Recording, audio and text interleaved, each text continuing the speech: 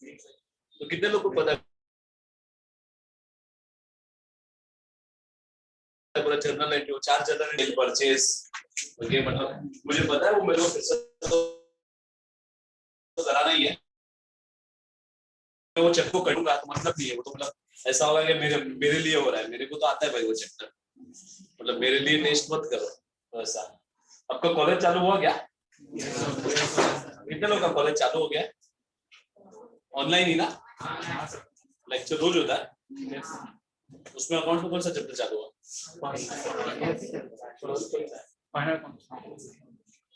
Final, okay. तो अभी मतलब इतना है कि आप लोग को बिल्स ऑफ एक्सचेंज पता ही नहीं है ना, आधे से ज्यादा लोग को, खाली 3-4 लोग 5 लोग को पता है। मैं अगर इधर से भी कंटिन्यू करूंगा तो होगा नहीं, और अभी तो बहुत सारे जन आएंगे, जितने ऑनलाइन है उन लोग भी आएंगे, मैं अगर फिर से भी कराऊंगा तो भी उन लोग को भी फिर से कराना पड़ेगा।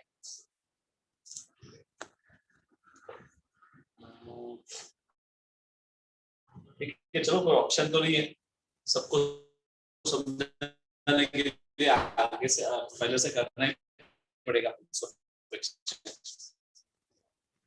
चलो ठीक है, हम लोग बेसिक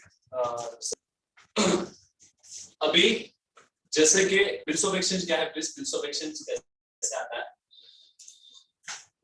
अभी अगर मैं, ओके,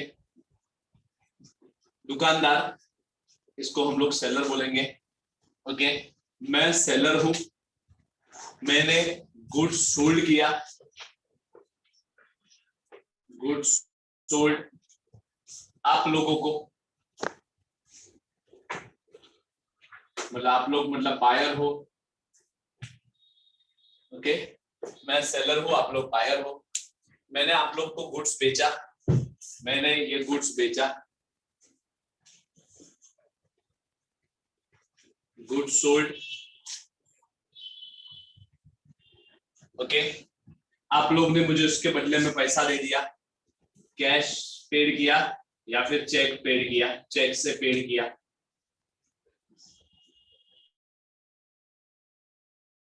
₹10,000।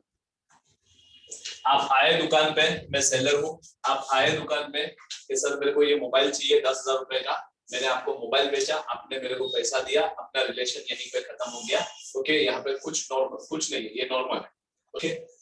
एग्जाम्पल नंबर 2 ये था, example number 1, okay. Example number 2 मैं इसी को चेंज करता हूं, एग्जाम्पल नंबर 2 सेम अगेन, आप आए मेरे पास, सर मेरे को ये मोबाइल चाहिए, मैंने आपको मोबाइल बेचा, गुड्स सोल्ड, मैंने आपको गुड्स बेचा, गुड्स सोल्ड, आप लोग ने मेरे को इस बार पैसा नहीं दिया, आप लोग ने बोला सर अभी तो पैसा नहीं है, आप लोग ने मेरे को प्रॉमिस किया टू पे आफ्टर 1 मंथ, आपने मेरे को बोला कि सर 1 महीने बाद मैं आपको पे करूंगा या करूंगी, ओके, पे आफ्टर 1 मंथ ₹10,000, ओके, मैंने बोला ओके ठीक है, 1 महीने बाद पैसा पे करना, मैंने आपको मोबाइल बेच दिया, आपने मेरे को बोला 1 महीने बाद पैसा पे करूंगा। अभी मैं घर पे गया, मेरे को एक सोच आया, मतलब मेरे को मैं विचार कर रहा था कि शायद 1 महीने बाद इन लोगों ने पैसा नहीं दिया मुझे, तो क्या होगा भाई, पैसा तो डूब जाएगा, उससे अच्छा एक काम करते हैं। अभी ये नॉर्मल सिचुएशन में, प्लीज नॉर्मल सिचुएशन में, मैंने आपको माल बेचा, ओके, आप मेरे कस्टमर थे, कस्टमर को मैंने माल बेचा, उधारी में माल बेचा, उधारी में मतलब आप लोग को माल बेच दिया है, आप लोग मुझे पैसा दोगे। अभी मुझे आप लोग से मैं एक नाम ले लेता हूँ, ओके, सुमित, क्योंकि वो इजी गिरेगा, मैंने सुमित को माल बेचा, वो कस्टमर है मेरा, उधारी में माल बेचा मैंने सुमित को, ओके, कस्टमर है। जैसे ही मैं माल उधारी में उसको बेचता हूँ, वैसे सुमित मेरे लिए क्या हो जाता है भाई, डेटर, क्या हो जाता है, debtor. This Sumit becomes debtor for me. Debtor मतलब कौन, जिस इंसान से मुझे क्या लेना है, पैसा लेना है। डेटर मतलब वो 11वीं में हम लोग ने देखा है, डेटर किसको बोलते हैं, डेटर मतलब वो इंसान जिस इंसान से मुझे पैसे लेने हैं। ऑब्वियसली सुमित को मैंने माल बेचा है, ओके, और मुझे सुमित से पैसे लेने हैं, तो डेटर मतलब वो इंसान, मुझे सुमित से पैसे लेने हैं। ठीक है, चलो अभी वो है ना, मुझे सुमित से पैसे लेने हैं, तो रात को मैं घर पे गया, मैंने बोला यार सुमित को मोबाइल तो बेच दिया है, अगर शायद 1 महीने बाद उसने पैसे नहीं दिए तो मैं क्या करूंगा?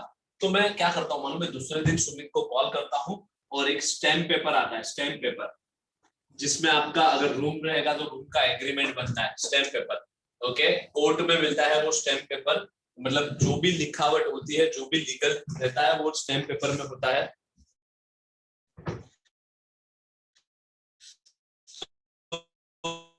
तो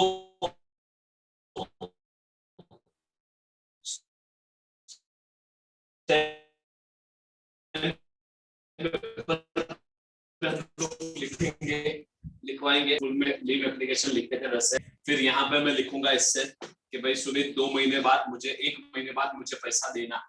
ओके, कितना रुपीस, तो सब लिखूंगा, रुपीस 10,000। ओके, वो सब लिखूंगा, इधर मेरा सिग्नेचर, इधर सुमित का सिग्नेचर। ये जो कागज बना, इस कागज को बोलते हैं बिल ऑफ एक्सचेंज। ये कागज जो बना उसको बोलते हैं क्या? Bills of exchange. अब ये कागज एक लीगल डॉक्यूमेंट है, एक लीगल टुकड़ा है जो मेरे और सुमित के बीच में बन गया है। ओके, मैं ये कागज जो बनाने वाला है, ये जो बिल्स ऑफ एक्सचेंज बनाने वाला है, उस इंसान को बोलते हैं क्या? ड्रॉवर। क्या बोलते हैं? ड्रॉवर। कभी भी ड्रॉवर, ये ड्रॉवर है। और जो इंसान के लिए ये बिल बनता है उसको हम लोग बोलते हैं क्या? ड्रॉवर। ओके, ये है बिल्स ऑफ एक्सचेंज, ये बन गया बिल्स ऑफ एक्सचेंज। अब मेरे को कोई टेंशन नहीं है क्योंकि मैंने इधर लिखवा दिया है कि अगर 2 महीने बाद ये पैसा नहीं देगा तो मैं कोर्ट में जाके केस कर सकता हूँ कि देखो भाई, इसने बोला था 2 महीने बाद प्रॉमिस किया था पे करने का, मगर अभी पे किया नहीं है। ओके, सो ये बिल्स ऑफ एक्सचेंज है। ओके, ये बन गया बिल ऑफ एक्सचेंज।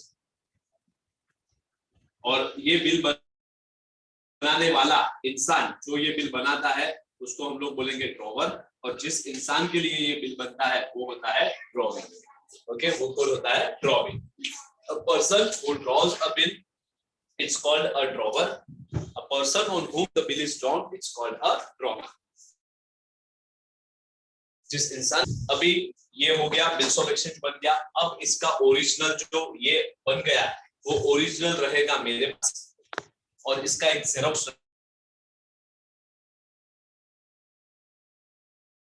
मेरे पास रहेगा, और एक जेरोक्स का टुकड़ा आपके पास रहेगा। जैसे रूम का एग्रीमेंट होता है भाई, आप जिस रूम रेंट पे रहते हो, ओके, तो रेंट का एग्रीमेंट बनता है, उसका ओरिजिनल एग्रीमेंट रूम मालिक के पास होता है। ओके, और उसका एक जेरोक्स कॉपी किसके पास होता है? अपने पास, जो भाड़ुत जो टेनेंट रहता है उसके पास रहता है। ओके, सो ये है अपना बिल ऑफ एक्सचेंज। मेरे पास ओरिजिनल कॉपी रहेगा, सुमित के पास जेरोक्स रहेगा। अभी देखो, मेरे पास जो ओरिजिनल टुकड़ा है, मेरे पास जो इस बिल का ओरिजिनल टुकड़ा है, ओके, अगर मेरे को कोई पूछेगा कि भाई संदीप ये क्या है, तो मैं क्या बोलूंगा मालूम है? ये एक बिल है। बिल्स ऑफ एक्सचेंज को शॉर्ट में क्या बोलेंगे? बिल। ये एक बिल है जो सुमित से मुझे क्या है? लेना है। सुमित से मुझे क्या है? पैसा लेना है। ये बिल है जो सुमित से क्या है? रिसीवेबल। इस मेरे लिए ये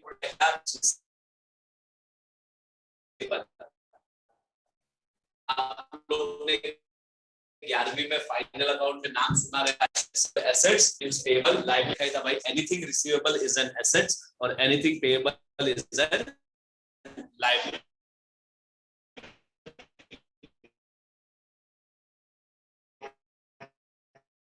जो भी बाकी है वो एसेट्स है, तुम्हारे लिए संपत्ति है, क्या बिल्स, और यही टुकड़ा इसका जेरोक्स जो सुमित के पास होगा। सुमित को कोई पूछेगा सुमित ये क्या है, सुमित बोलेगा एक ये बिल है जो क्या है? पेएबल। सुमित के लिए ये टुकड़ा क्या हो गया भाई? बिल्स। ड्रॉवी के लिए ये हो गया बिल्स। तो ये है अपना चैप्टर, ये है अपना chapter bills of exchange. Bills of exchange ये अपना चैप्टर है। ओके, कि भाई इसमें क्या होता है, बिल्स ऑफ एक्सचेंज का लीगल टर्म्स क्या है, वो सब हम लोग जानेंगे इसके अंदर। ओके, ये चैप्टर टोटल, ऐसे तो ये जो फॉर्मेट है, ये फॉर्मेट हम लोग ने, जिन लोग ने देखा है वो 5 मार्क का आता है, अब तक आ रहा है। 10 मार्क का एक प्रैक्टिकल क्वेश्चन आता है जो हम लोग ने स्टार्ट कर चुके हैं, मतलब जो भी लोग बैठे थे वो। ओके, प्रैक्टिकल क्वेश्चन आता है और 2 से 3 मार्क का ओके क्या आता है, fill in the blanks. So this chapter overall contains 17 to 18 marks. Okay, minimum 15 marks तो फिक्स है मिनिमम. ओके, ये चैप्टर मिनिमम 15 मार्क्स का तो है. 5 मार्क्स का ये फॉर्मेट जो आप लोगों ने देखा है जिसमें कुछ नहीं है. ओके, और 10 मार्क का एक प्रैक्टिकल क्वेश्चन. ओके, सो ऐसा है, ये है बिल्स ऑफ एक्सचेंज. इसके साथ हम लोग आगे बढ़ते हैं. ओके,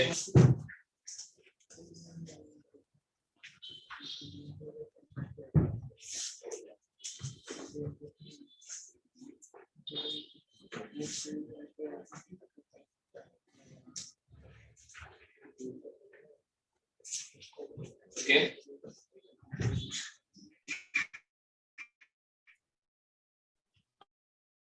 अभी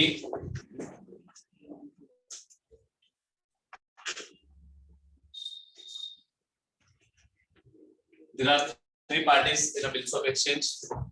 एक तो है ड्रॉवर, दूसरा है ड्रॉवी और तीसरा है पे. ड्रॉवर मतलब जो इंसान बिल बनाता है. Okay, a person who draws a bill. Drawee मतलब क्या, अ पर्सन ऑन whom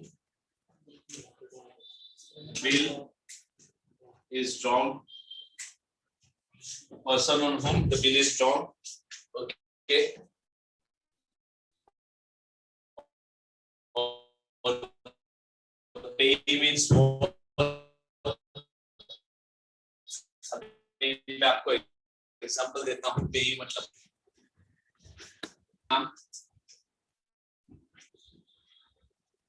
जो भी मेरा एड्रेस है वो और डेट. क्या डेट है आज, यहाँ पे लिखवा दिया 2 months आफ्टर पे टू. ओके, ऐसा लिखते हैं. नॉर्मल मैंने ऐसा लिखा, 2 महीने बाद मुझे पे टू मी और माय ऑर्डर. ये है कि 2 महीने बाद, आज डेट है 18 जून, 2 महीने बाद मतलब अभी हम लोग 2 महीना सिंपल पकड़ते हैं. 2 महीने बाद प्लीज आके तू मेरे को पे कर देना. ओके, या फिर तू मेरे घर पे आएगा और शायद मैं ना रहूं तो मैं बोलूं कि हाँ तू फोन करेगा, सर आप नहीं हो घर पे, मैं ये पैसा किसको दूं. तो मैं बोलूंगा ठीक है मेरे मम्मी के हाथ में दे दे. ओके, मेरे भाई के हाथ में दे दे, XY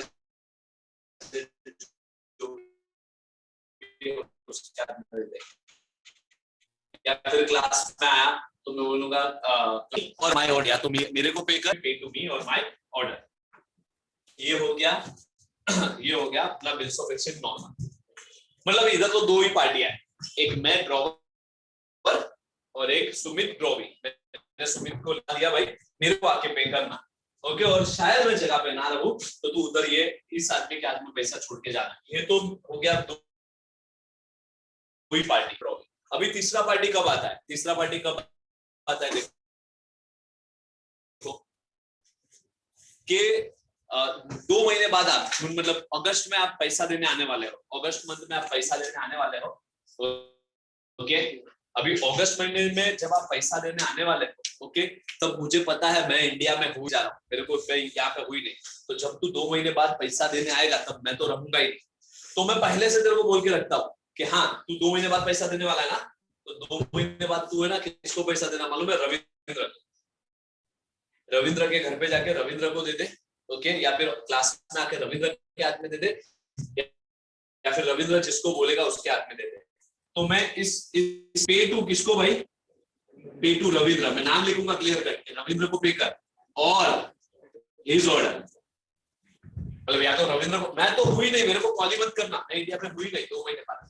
तू किसको पे करना, रविंद्र को पे करना. क्लियर कट लिख देता हूँ.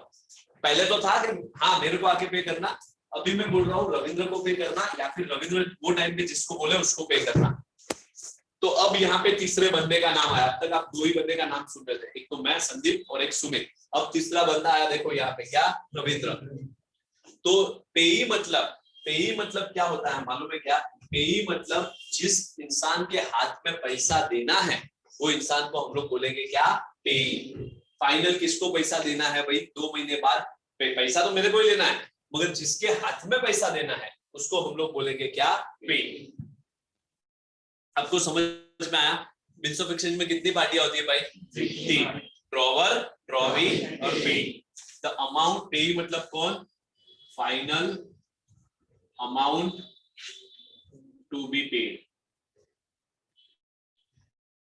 Drawee and payee. पेई मतलब वो इंसान जिस इंसान के हाथ में पैसा पे करते हैं, पेई। A person who draws the bill is called a drawer. A person on whom the bill is drawn is drawee. And pay मतलब कौन? फाइनल अमाउंट जिसके हाथ में भी पे करना है। ओके, फाइनल अमाउंट जिसके भी हाथ में पे करना है, ओके, उसको बोलते हैं हम लोग पे। ड्रॉवर, ड्रॉवी और पे। ओके, अभी मोस्ट ऑफ द केस में क्या होगा मालूम है क्या? ड्रॉवर और पेई दोनों एक ही होंगे। समझे मेरा ये स्टेटमेंट कि नहीं? कैसे? मोस्ट ऑफ द केस में सब लोग 3-4 महीने आराम करके करने के आने के बाद ना नींद में ही है। क्या भाई तुम प्रवचन चालू करो, हम लोग ने बहुत टाइम से सुना नहीं है, एनर्जेटिक को यही नहीं, सब बैठे ऐसे क्या अभी आधा 1 घंटा बैठना है बस, कुछ बाकी। मोस्ट ऑफ द केस में ड्रॉवर और पेई क्या है, सेम होता है।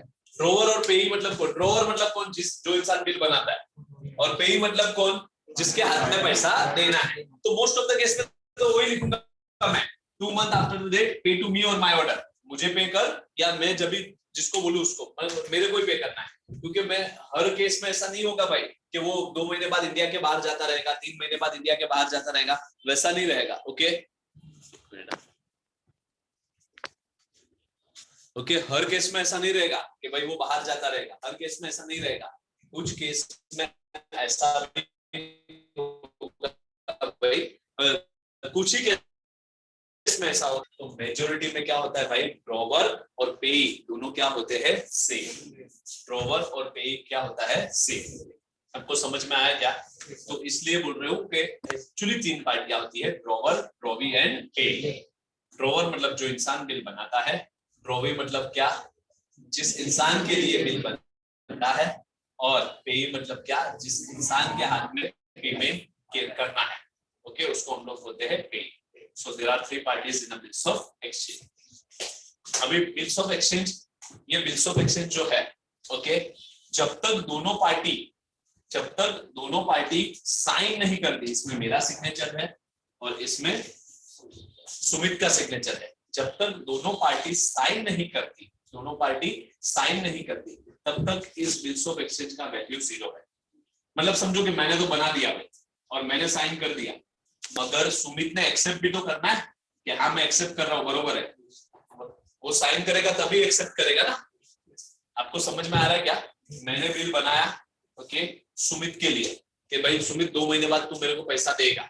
ओके, अब ये तो मैं तो हर एक के नाम पे बिल बना दूंगा, बिल्स ऑफ एक्सचेंज में हर एक के नाम पे बना दूंगा। ड्रॉवर संदीप में पूरा नाम मेरा ये सब पता है, 2 महीने बाद मैं इधर साइन कर दूंगा, हर एक के नाम पे बना दूंगा। एक सुमित के नाम पे बनाऊंगा, एक एक्स के नाम पे, एक वाई के नाम पे, एक जेड के नाम पे, ए के नाम पे, बी के नाम पे, सबके नाम पे एक एक बिल बना दूंगा। तो क्या वो बिल वैलिड है क्या? कोर्ट में जाके सबमिट कर सकता हूँ, देखो मेरे को सब लोग से पैसा लेना है, बोलता भाई ये तेरा काम क्या है, तू तो बैठे बैठे लिखता रहेगा, जब तक सामने वाले का सिग्नेचर नहीं है। ओके, ये बिल गया लेके, सुमित ने पढ़ा, हाँ सर बरोबर है, 2 महीने बाद मैं पैसा दूंगा, और सुमित का भी सिग्नेचर रहेगा, सुमित का पैन कार्ड का कॉपी पीछे लगेगा। ओके, सुमित भी सिग्नेचर करेगा, सुमित एग्री करेगा, यस सर मैं ये पे करूंगा। आपको समझ में आया? तभी ये जो टुकड़ा है, ये बिल्स ऑफ एक्सचेंज का जो टुकड़ा है, ये बिल्स ऑफ एक्सचेंज तभी ही कंप्लीट कहलाएगा जब तक इसके अंदर सामने वाले का मतलब किसका, ड्रॉवी का सिग्नेचर नहीं है, तब तक ये एक कागज का रफ टुकड़ा है, बरोबर ना। जब तक सामने आप मेरे को बोलो, मैंने खाली आपके नाम पे यहाँ पे बिल बना दिया बिल्स ऑफ एक्सचेंज के, मुझे आपसे 10,000 रुपया लेना है, आप 2 महीने बाद दोगे। ओके, और मैं कोर्ट में जाके केस करूं कि देखो सर मैंने तो बनाया था, ये लोग ने पैसा नहीं दिया, तो क्या वो वैलिड है? कोर्ट बोलेगा ना कि मतलब तेरे को उससे पैसा लेना है, वो उसने एक्सेप्ट किया था क्या? 2 महीने बाद वो देगा, उसने हाँ बोला था क्या? और आज 2 महीना हो गया और उसने नहीं दिया, तो हम लोग केस करेंगे। मगर उसने एक्सेप्ट किया था क्या? तो मैं बोलना ये चाहता हूँ कि जब तक ये बिल पे साइन नहीं होता, किसका? ड्रॉवी का, तब तक ये कागज का रफ टुकड़ा है, सो ये तब तक क्या है भाई? एक ड्राफ्ट है, और इसका ड्राफ्ट का वैल्यू, इस कागज का वैल्यू क्या है भाई? 0, कोई वैल्यू नहीं। समझ में आया आप लोग को? The value of draft is 0। उसके बाद जैसे ही पर्सन जो है, जैसे ही ड्रॉवी जो है ये साइन करता है, जैसे ही ड्रॉवी साइन करता है, ओके, ये बिल बन जाता है, ड्रॉवी बन जाता है एक्सेप्टर। ओके, इसका एक दूसरा नाम, कुछ काम मतलब ये कोई इसका कुछ जरूरत नहीं है, मगर फिर भी खाली नॉलेज के लिए, once the drawee is accepted, drawee ने एक्सेप्ट कर दिया, he becomes what? एक्सेप्टर। मतलब ऐसी फिल्म का ब्लैंक्स है, जैसे इसने साइन कर दिया ड्रॉवी ने, सुमित ने, ड्रॉवी का एक जो पहले ड्रॉवी, इसका नाम था सुमित, पहले इसका नाम था सुमित, फिर वो बन गया डेटर, जैसे उधारी में मेरे से माल लेके गया, फिर बरोबर ना, फिर मैंने बिल बना दिया, मतलब ये बन गया क्या? ड्रॉवी, और जैसे उसने साइन कर दिया ये बन गया एक्सेप्ट। ये सब एक ही जन के नाम है, किसके भाई? सुमित के। तो एग्जाम में अगर पूछेगा कि वॉज द, ये तो कभी नहीं पूछेगा कि if good sold to customer, customer become what? Debtor, customer is our debtor. If good sold in credit, उधारी में अगर मैंने माल बेचा है तो वो सामने वाला इंसान मेरे लिए डेटर बन जाता है। मैं तो नहीं, ये तो नहीं आएगा, ये 11वीं में आता था। ये आ सकता है कि person on whom the bill is drawn is called as dash, drawee. जिस इंसान के लिए बिल बनता है वो है ड्रॉवी। उसके बाद ये आ सकता है कि once the drawee accept the bill he becomes dash, accept करने वाला, मतलब एक्सेप्टर। ओके, समझ में आया आप लोगों को? अभी बिल्स ऑफ एक्सचेंज में सबसे ज्यादा जो इंपॉर्टेंट है वो है ड्यू डेट्स। कि ड्यू डेट्स कैसे कैलकुलेट करते हैं? ड्यू डेट्स प्लीज,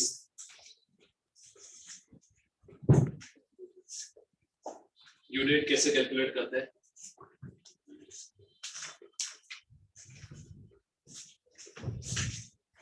कैसे कैलकुलेट करते हैं? समझो कि एक बिल बना 18 जून को, आप लोग ने बोला 2 महीने के लिए,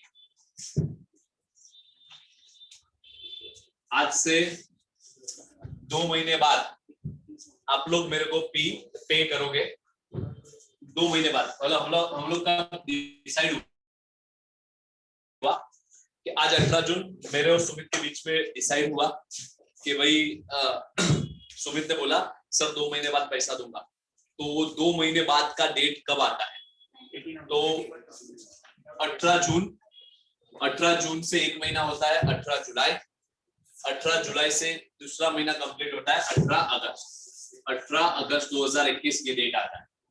मतलब सुमित मेरे को 18 अगस्त को आके पे करेगा, 2 महीना कैलकुलेट किया, 18 अगस्त को आके पे करेगा। अब मैं ये 18 अगस्त को अगर सुमित ने पे नहीं किया तो मैं पुलिस के पास कोर्ट में जाऊंगा, ओके, कि देखो मेरे को सुमित ने पे नहीं किया 18 अगस्त को। तो कोर्ट के पास जाता है ये मैटर, ये बिल, तो कोर्ट बोलता है क्या मालूम है क्या? ठीक है 18 अगस्त को पे नहीं किया ना, हम लोग तेरे को 3 दिन ग्रेस देते हैं, क्या और पे कर पाएगा? तो ऐसे तेरा लीगल ड्यू डेट बन जाता है, ये तेरा फाइनल ड्यू डेट। अभी इसके बाद भी तूने पे नहीं किया तो भाई कोर्ट में तेरे खिलाफ कार्यवाही चालू हो जाएगी। ओके, मतलब आज अगर मेरे और सुमित के बीच में बिल बनता है तो फाइनल सुमित को कब तक वो पेमेंट करना है? 21 अगस्त। कब तक पेमेंट करना है? 21 अगस्त। आप समझ रहे हो? 21 अगस्त तक सुमित को मुझे पेमेंट करना है। सुमित मुझे आके पे करेगा 21 अगस्त तक। आपको पता चला क्या? तो फाइनल ड्यू डेट कैसे निकलता है भाई? 18 जून को आज बिल बना, इसका भी एक फिल इन द ब्लैंक्स आता है। 18 जून को आज एक बिल बना अपने बीच में, मेरे और सुमित के बीच में, जिसमें डिसाइड हुआ सुमित मेरे को 2 महीने बाद आके पेमेंट करेगा। 2 महीना कब होता है? 18 जून से 18 जुलाई 1 महीना, तो और एक 18 अगस्त, तो 2 महीना हो गया। तो लीगल ऐसे ड्यू डेट आती है 18 अगस्त। ऐसे ड्यू डेट क्या आती है? 18 अगस्त। 18 अगस्त को अगर सुमित ने पे नहीं किया तो मैं कोर्ट के पास जाऊंगा, मगर कोर्ट बोलता है कि ठीक है इतना हम लोग ये नहीं बनते हैं, 18 अगस्त बोला है, 3 दिन मेरी तरफ से ग्रेस दो। जैसे कॉलेज में 1-2 मार्क 3 मार्क ग्रेस देते ना, 3 मार्क मतलब 3 दिन मेरी तरफ से ग्रेस दो। ओके, तो कोर्ट ग्रेस दिन देता है 3 दिन और अपना ड्यू डेट बन जाता है क्या? 21 अगस्त। समझ में आया? तो अभी अपना ड्यू डेट क्या हो गया? 21 अगस्त। तो अभी से अपने को कभी भी ड्यू डेट कैलकुलेट करना होगा तो हम लोग कैसे करेंगे भाई? देखो चलो अभी अपना ड्यू डेट कैलकुलेट करो। ये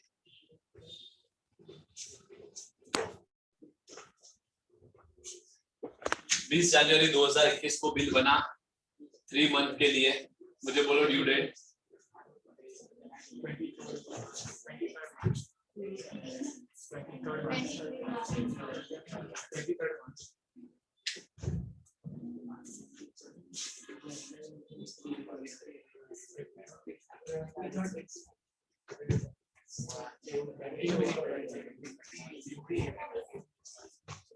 क्या है भाई? 23 मार्च।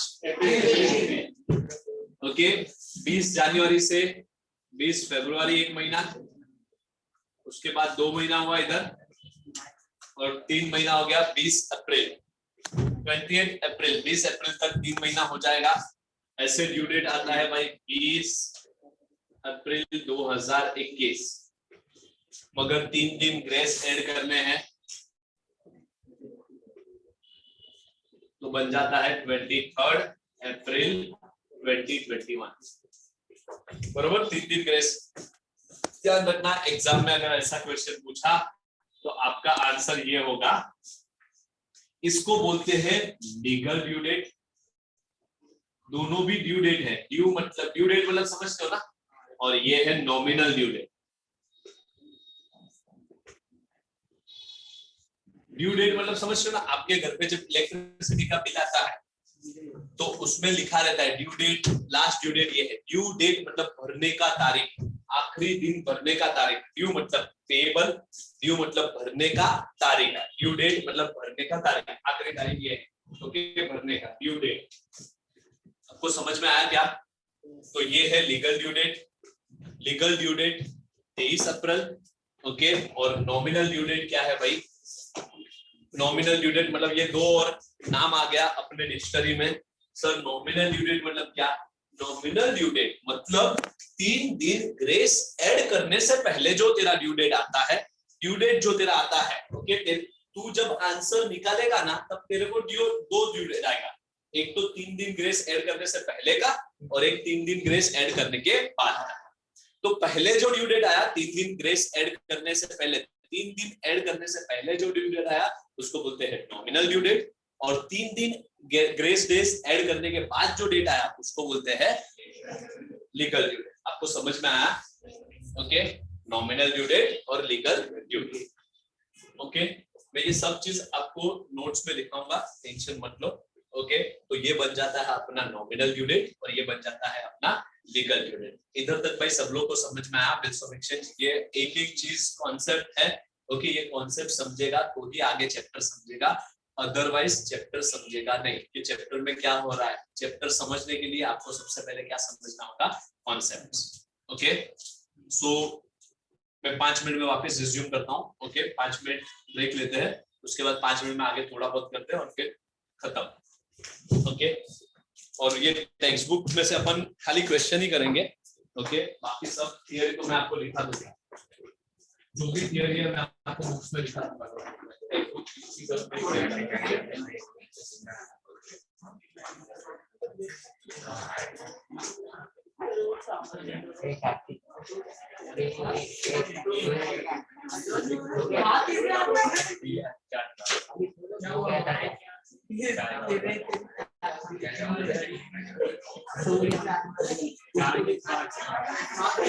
तो अभी दो कॉन्सेप्ट, एक है इमरजेंसी हॉलिडे और दूसरा है पब्लिक हॉलिडे।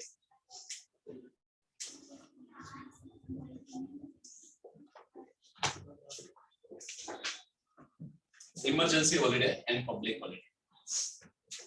अब ये कॉन्सेप्ट ये बोलता है कि अगर आदत नहीं रहेगा दूसरी बार हो जाए मैडम। इमरजेंसी हॉलीडे और पब्लिक हॉलीडे। पब्लिक हॉलीडे मतलब कि अगर आपका ड्यू डेट जो है वो पब्लिक हॉलीडे आ रहा है तो आपको आपका जो ड्यू डेट रहेगा ना, हाँ बोल, हाँ बोल, एक्चुअली वो चालू नहीं हो रहा है, क्या हो रहा है, चालू नहीं हो रहा है।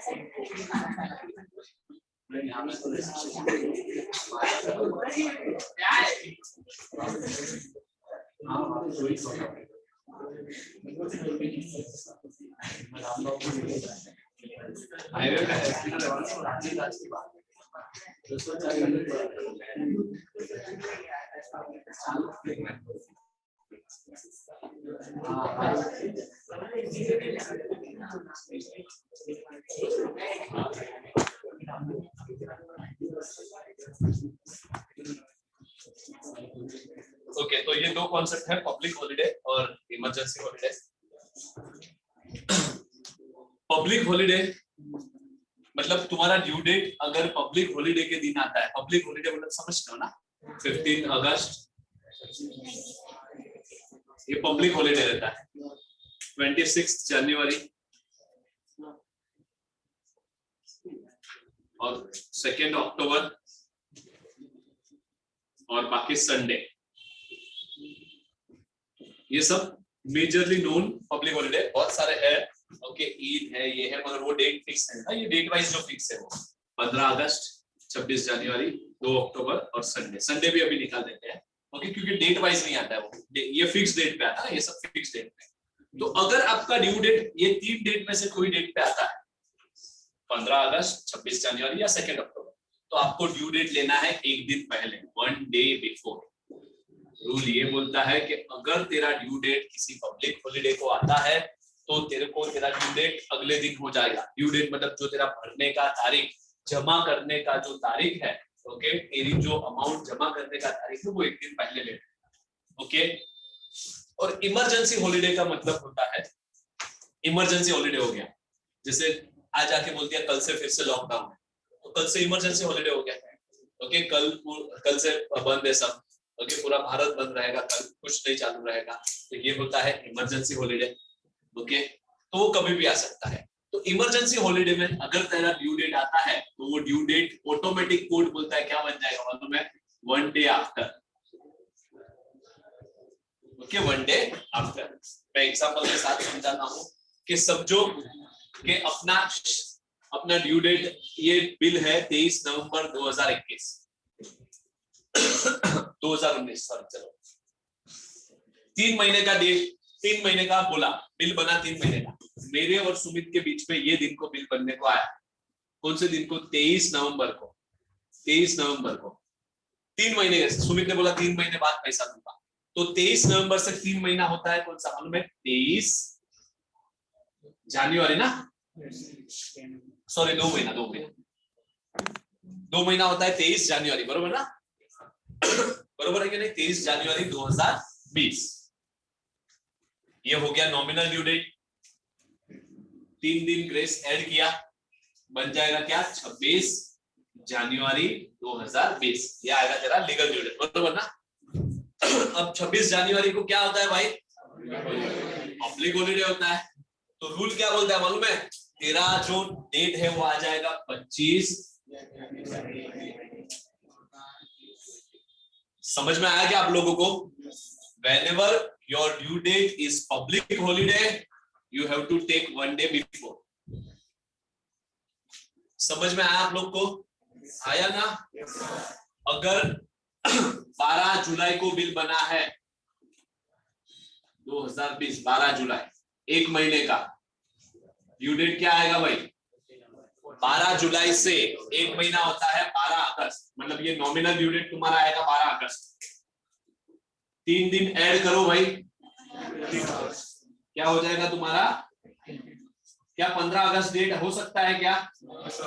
ये बोलो 15 अगस्त को तो पब्लिक हॉलीडे, मतलब तुम्हारा आंसर क्वेश्चन, अरे तुम्हारे एग्जाम में आंसर दिखता है 14 अगस्त 2020, एक दिन पहले। समझा क्या आप सब लोगों को? अगर तेरे ड्यू डेट पे पब्लिक हॉलीडे आता रहेगा तो तेरे को ड्यू डेट एक दिन पहले ले लेना है। समझ में आया आप लोग को? और अगर तेरे ड्यू डेट में इमरजेंसी हॉलीडे आ रहा है, ओके, अगर तेरे ड्यू डेट में इमरजेंसी हॉलीडे आ रहा है तो तेरे को ड्यू डेट क्या लेना है? एक दिन बाद। एग्जांपल देता हूं मैं कि समझो ये अपना पहले पुराना वाला है 20 जनवरी 2019, 2 महीने का बिल बना 20 जनवरी से, ओके, तो आ जाएगा 23 मार्च, बरोबर ना? और 3 दिन ग्रेस ऐड करोगे तो आ जाएगा 26 मार्च, ओके। ये 2020 कर देता हूं, बरोबर है? सब समझा ना भाई? मेरे और सुमित के बीच में बिल बना 20 जनवरी 2020 को, तो ड्यू डेट क्या आएगा? 2 महीना, मतलब 20 जनवरी से 20 फरवरी और 20 मार्च, ओके, और यहाँ पे आ जाएगा 23 मार्च, बरोबर ना? ये 20 मार्च, 3 दिन ग्रेस ऐड करने के बाद 23 मार्च। एग्जाम में ऑलरेडी ऐसा बोल दिया कि 23 मार्च को पब्लिक हॉलीडे है, अरे सॉरी इमरजेंसी हॉलीडे है, तो आपका ड्यू डेट क्या आएगा? क्या आ जाएगा? 24 मार्च। आपको समझा ना? पब्लिक हॉलीडे में एक दिन पहले और इमरजेंसी हॉलीडे में एक दिन बाद तेरे को ड्यू डेट लेना है, ओके। तो इस हिसाब से 2 कॉन्सेप्ट और किए, पब्लिक हॉलीडे और इमरजेंसी हॉलीडे, ओके। कितनी पार्टियां होती है? 3 पार्टियां होती है। बिल्स ऑफ एक्सचेंज ड्रॉविंग जब तक साइन नहीं करता तब तक एक कागज का टुकड़ा है, उसका कोई वैल्यू नहीं है। ड्रॉवर कौन होता है? जो इंसान बिल बनाता है वो ड्रॉवर, जिस इंसान के लिए बिल बनता है वो है ड्रॉवर, ओके। तो वैसे सब चीज है, please understood that much, okay. हम लोग यहाँ पे लेक्चर कंक्लूड करते हैं, कल का लेक्चर मैं आपको बोल देता हूँ। 1 मिनट रुको, बैकअप करो।